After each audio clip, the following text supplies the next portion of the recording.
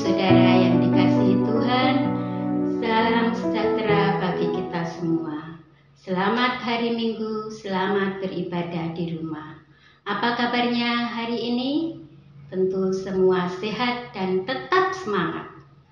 Bapak Ibu yang dikasihi Tuhan, renungan minggu ini bacaan dari Matius 16 ayat 13 sampai 20 dengan tema pengakuan mewujud dalam tindakan.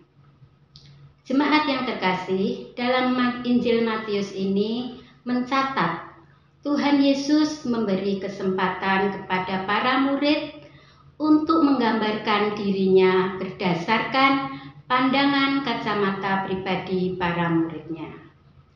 Hal ini tampak dari pertanyaan Yesus kepada mereka. Ayat 15. Tetapi apa katamu, siapakah aku ini? Jadi Tuhan Yesus bertanya kepada muridnya, menurut muridnya, siapakah Yesus itu? Menurut jemaat, siapakah Yesus itu? Hal yang menarik adalah hanya Petrus yang merespon, murid yang lain tidak merespon. Kenapa seperti itu? Tidak ada keterangan diamnya murid ini kenapa.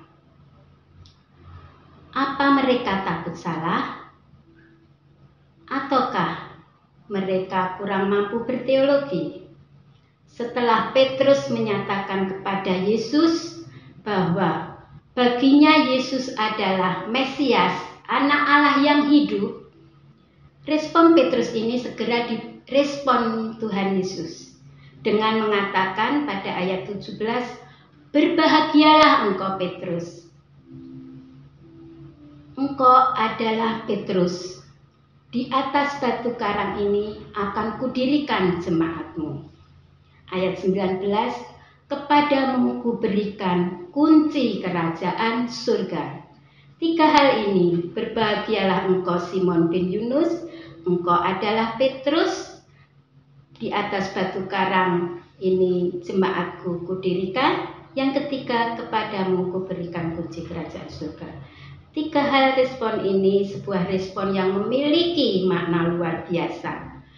Dalam respon tersebut, Yesus berkenan akan respon jawaban Petrus dan Yesus memberi tanggung jawab yang besar kepada Petrus.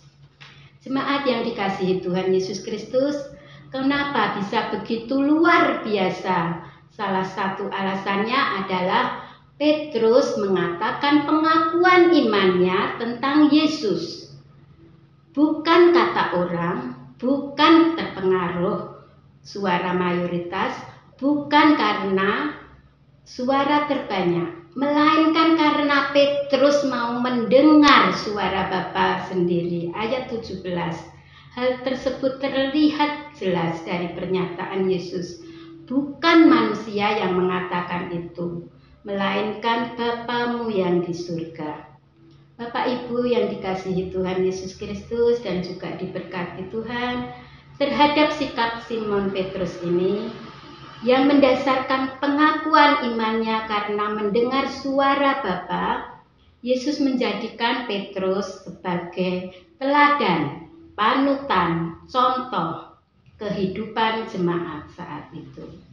Harapan Yesus agar jemaat yang lain pun bisa memiliki iman yang otentik, iman yang murni, iman yang asli, yang keluar dari kesadaran diri, iman yang didasarkan pada kepekaan, memahami kehendak Tuhan dan bukan sekedar ikut-ikutan orang, mengekor, mengikuti suara terbanyak, suara mayoritas.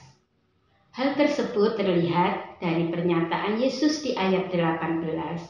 Engkau adalah Petrus, di atas batu karang ini aku akan mendirikan jemaatku. Tanggung jawab yang begitu besar diberikan kepada Petrus. Hal yang tidak boleh dilupakan dan diabaikan adalah apapun bentuk imannya, seharusnya hal tersebut dapat terlihat dalam perilaku kita sehari-hari, bukan sekedar ucapan, bukan sekedar omong kosong. Pengakuan mewujud dalam tindakan yang konkret. Yang dimaksud adalah pengakuan iman yang didasarkan pada refleksi pribadi, pengalaman pribadi yang terkait akan karya Tuhan dalam hidup para murid dan jemaatnya. Jemaat yang dikasihi Tuhan dan diberkati, pengakuan iman itu harus mewujud dalam hidup sehari-hari. Pengakuan iman itu perwujudannya tidak didasarkan pada faktor eksternal atau dari luar, atau dari omongan orang, atau omongan ikut-ikutan, mengekor, melainkan dari faktor internal, faktor dari dalam, dari kesadaran diri, bahwa pertolongan kita adalah dalam Tuhan, dan kebutuhan untuk peduli pada sesama. Terlebih pada masa COVID-19 ini, sekarang ini kepedulian terhadap sesama itu sangat dibutuhkan. Marilah kita peduli pada sesama dengan tetap menjaga kesehatan kita, dengan menjalankan protokol kesehatan dari pemerintah, kita ikuti dimanapun berada, yaitu cuci tangan dengan sabun selama 20 detik minimal, memakai masker kalau kita berjumpa dengan seseorang atau bepergian, menjaga jarak minimal 1 meter, selalu membawa tisu basah atau hand sanitizer. Demikian Bapak Ibu Saudara yang terkasih, kepedulian sesama kita harus wujudkan dengan kerelaan berkorban. Dengan kita menjalankan protokol kesehatan itu dalam kehidupan kita, dalam masa pandemi COVID-19 ini, kita ikut peduli kepada sesama. Tetap semangat, jaga kesehatan.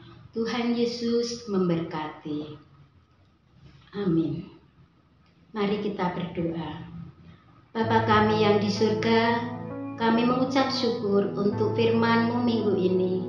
Terima kasih Engkau telah memberikan teladan buat kami, murid-Mu Petrus, yang berani dan mau merespon pengakuan imannya kepadamu, bahwa Engkau Mesias, Anak Allah yang hidup. Mampukan kami Tuhan, supaya kami dapat menyatakan pengakuan iman kami yang mewujud dalam tindakan kami sehari-hari, untuk peduli pada sesama kami yang membutuhkan. Terima kasih Tuhan Yesus Kristus. Amin.